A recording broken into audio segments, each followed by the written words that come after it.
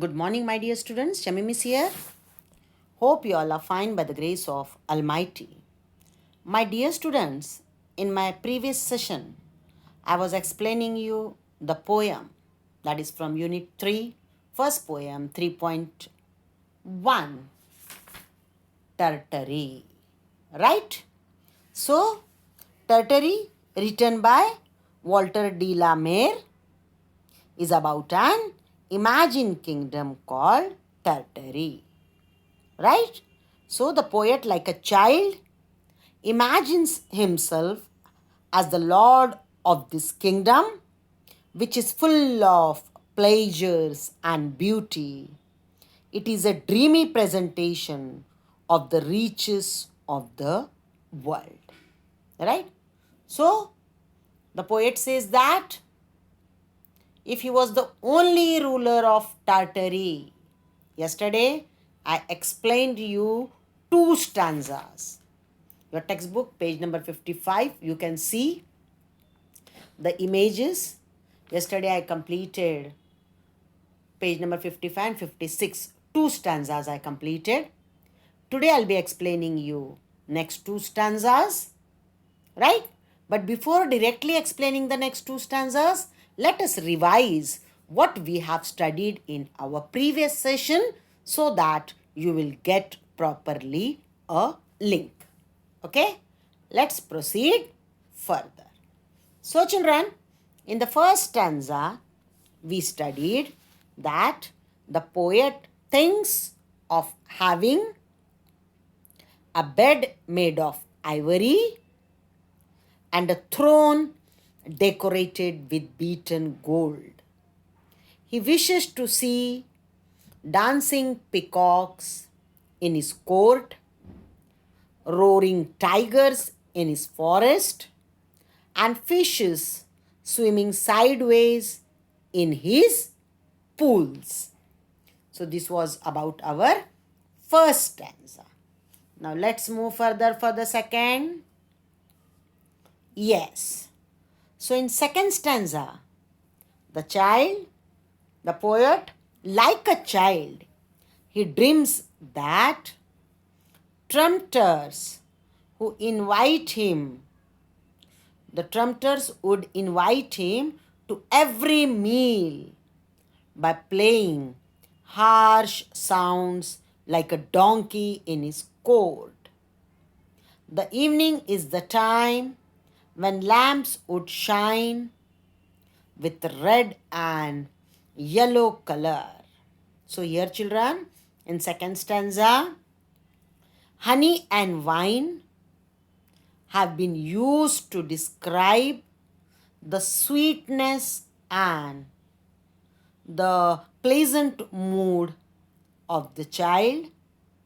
The poet has talked about some musical instruments like harp, flute, and mandolin, which provide an unusual and exotic, extreme feeling of extreme joy. He is very much happy. Right? So these were the two stanzas which I completed yesterday. Today I'll be explaining you next two stanzas. And in my next session, I'll be taking the English workshop in which we will discuss our question answer. So let's move further. Let's proceed to our third stanza. Okay?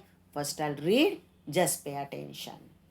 If I were Lord of Tartary, I would wear a robe of beads. White and gold and green they would be, and clustered thick as seeds. And ere should wane the morning star, I would don my robe and scimitar, and zebra 7 should draw my car through Tartary's dark glades. Now, even though You can find some words are new and difficult for you, but once you understand the meaning, the poem will be absolutely clear to you. So, the poet, like a child, imagines that if I were a lord of Tartary, right? Yes, that if I was the only ruler of Tartary, what would have happened? The poet imagines himself putting on a long, loose garment. I would wear a robe. Are you getting me? So, I would wear a robe. A robe is a long and loose piece of clothing worn by people of high rank. High rank people wear this robe. This robe of beads. You know beads, children? Small round beads. While doing prayer, we are using that rosary. Christian people use the rosary, right? That beads. So I would wear the robe made up of beads, right? Yes, so the poet imagines himself putting on a long loose garment, richly woven with which color? White and green and golden beads and pearls, we can say. Right? Yes, the beads and the pearls. So, and clustered thick as seeds. Clustered means grouped together, bunched. The meaning is given there, bunched. Right? Yes, similar things when put together are called as clustered, and clustered thick as seeds, and air should wane the morning star. Air. What is air? Air is the old English word for hear, given on the screen. Old English word of hear is ear. Should wane the morning star. Wane means decrease in size, become thinner, or we can say disappear slowly. Yes, and ear should wane the morning star. Are you getting me? Yes. So morning star is a bright planet, yes, that is visible in sky before or at sunrise. Before sunrise you can see, or at sunrise you can see, that is the morning star. Right? Yes. So what he is thinking? That early in the morning he would wear a different garment. Right, children? Yes. I would don my robe and scimitar. I would don. What is don? Don means I will to dress up, to dress oneself, to put on clothing, vacancy. I would don my robe and scimitar. What is scimitar? Scimitar is a sword with a curved blade. You can see the image is given near the meanings. So a sword with a curved blade is called as scimitar. A sword having curved blade. So I will wear my robe, I'll dress up, I'll put on clothing, and zebra 7 should draw my car through Tartary's dark glades. And when I will wear a different long garment and carry a sharp sword, he imagines that zebras would pull his car. Draw his cart means to pull. Draw means to pull, to run. Okay? Yes. Pull his car through the dark valleys of Tartary, his kingdom. Dark glades. What is glades? Glades is grassy forest, or we can say an open space in a wood or forest. An uncovered grassy space in a forest is called as glades. Right, children? So, what the poet is thinking, that if he was the lord of Tartary, says the poet, he would wear a robe made of white gold and green beads, grouped closely, that is clustered closely together like seeds, and before the morning stars could disappear, he would wear his robe and carry his sword, and his carriage would be run by 7 zebras to the dark places in the forest of Tartary. Right, children? Yes, so this was the third stanza. Let's proceed to the last one. See, lords of the fruits of Tartary, her rivers silver pale. Lord of the hills of Tartary, glen, thicket, wood, and dale. Her flashing stars, her scented breeze, her trembling lake like foamless seas, her bird delighting citron trees in every purple vale. Now, Lord of the fruits of Tartary, the poet sees himself as the Lord, as the ruler of all the fruits of Tartary, of her silver river, silver pale, silver river, silver pale. Silver pale is shining. Are you getting me? Silver pale means shining. Lord of the hills of Tartary. Right? Yes, of her hills, wood and valleys, hills of Tartary, glen. What is a glen? Glen means a narrow valley. A narrow valley is called as glen. Then thicket. Thicket is a set of bushes or trees. A dense group of bushes, we can say, or trees. Wood is forest. And dale. Dale is valley. It means the poet sees himself as the lord of all the fruits of Tartary, of her silver rivers, her hills, wood, and valleys. Right? Her flashing stars, her scented breeze. So nature in Tartary is beautiful with shining stars. Flashing star means shining star, blinking star. Flash means blink, the light blink. In the same way, the light flash. So her shining star, her blinking star, her scented breeze. The breeze are scented there. It means there will be the sweet smell. Right? Sweet smell of what? Let's see. Flashing star, her scented breeze, her trembling lake like foamless seas. Her trembling lake like foamless seas. Her bird delighting citron trees. What is citron trees? Citron trees are trees with lemon like fruits. The trees with lemon like fruits. Trees that produce a lemon like fruit is called as citron trees. In every purple valley. Vale, purple vale. Vale is valley.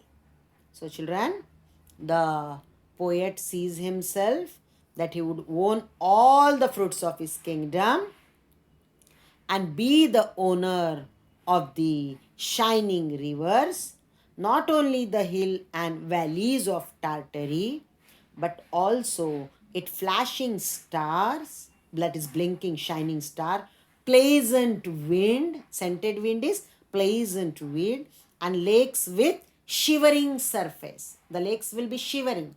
The lakes will be trembling. Trembling means shivering. The water will be shivering. Would belong to him. Right? He visualized himself as the owner of the trees, laden with full of lemon-like fruits and all the beauties of Tartary. Got it, children? Once again, I'm explaining you these two stanzas, right? Which I have explained you today, so that you will get the proper link, right? So right from beginning, whole poem I will revise, so everything will be clear to you, right? So Tartary, written by Walter de la Mare, is about an imagined kingdom called Tartary. The poet, like a child, imagines himself as the lord of this kingdom, which is full of pleasures and beauty. It is a dreamy presentation of the riches of the world, right? So, in the first stanza, he thinks of having a bed made of ivory and a throne decorated with beaten gold. He wishes to see dancing peacocks in his court, roaring tigers in his forest, and fishes swimming sideways in his pools. This was the first stanza. In second, we studied, he dreams that trumpeters would invite him to every meal by playing harsh sounds like a donkey in his courtyard. And the evening is the time when lamps would shine with red and yellow color. So here, honey and wine have been used to describe the sweetness and pleasant mood. So the poet has talked about some musical instruments like harp, flute, and mandolin, which provide an unusual and exotic feeling of extreme joy. Right? Then today we studied next two stanzas, third and fourth.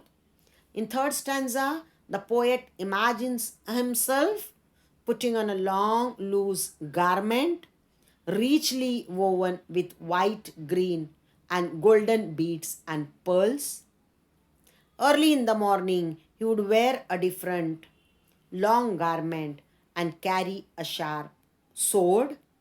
He imagines that zebras would pull his car through the dark valleys of Tartary, his kingdom. So this was third stanza. And the last one, the poet, he thinks he would own all the fruits of his kingdom and be the owner of all the shining rivers, not only the hill and valleys of Tartary, but also its flashing stars, that is blinking, shining stars, pleasant scented winds, I can say, and lakes with trembling word is given. Trembling means with shivering surface would belong to him. So, the poet, he visualizes himself as the owner of the trees. The trees are laden with full with lemon-like fruits and all the beauties of Tartary. So reading this poem is like passing through a dream which talks about all the possible luxurious and comforts of life. Right, children? Yes, as I told you that this is the Tartary is an imaginary state.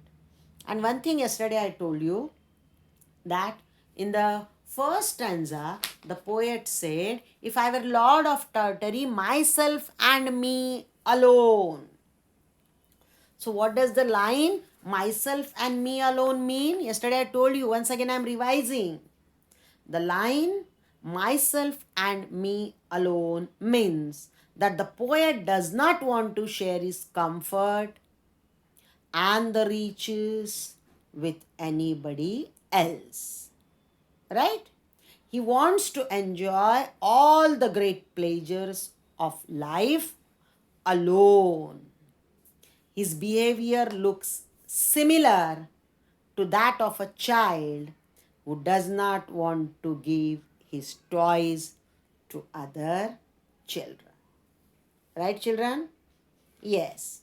Now, in today's last stanza, about this, what we can say about this morning star, third stanza. What does the poet want to do before the waning of the morning star as the Lord of Tartary? What do you want to do? As he's thinking he's a Lord of Tartary. So before the waning, before the moon disappear, what do you want to do, children?